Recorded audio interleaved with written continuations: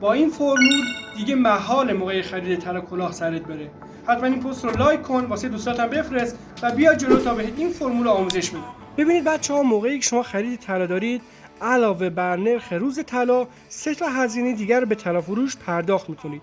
اولیش اجرت طلاست که هر طلا با طلای دیگه متفاوته و موقع خرید باید از طلا فروش اجرت طلاش رو سوال کنید. دومین هزینه سود طلا فروشه، توسط اتحادیه تعیین میشه و در حال حاضر 7% و ثابته.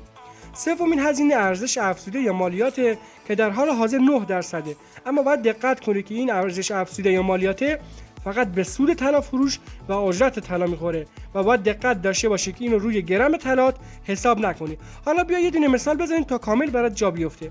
مثلا ما 1 گرم طلا خریدیم، اینو به علاوه 10% علل حساب اجرت طلا میکنیم، به علاوه سود طلا فروشمون که 7%، میخوایم ارزش افزوده 9% رو هم حساب کنیم، اما در نظر داشته باش که ارزش افزوده به گرم طلا نمیخوره. علل حساب میایم گرم طلایی که خریدیم رو کم میکنیم، به علاوه 9% میکنیم، یه عددی به دست میاد. این عددی که به دست اومده رو اینجا به علاوه گرم طلامون میکنیم، مثلا 1 گرم طلا، این عدد به دست میاد. این عددی که به دست اومده رو الان باید ضرب در قیمت روز طلا کنید که الان 3,550,000 تومانه.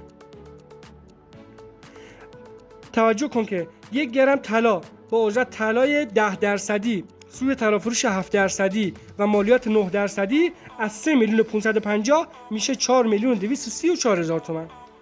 حتما این پست رو لایک کن، واسه دوستاتم بفرست و پیجمو فالو کن، چون توی پست بعدی میخوام بهت یاد بدم چجوری وقتی که طلا تو میخوای بفروشی کلاه سرت نره.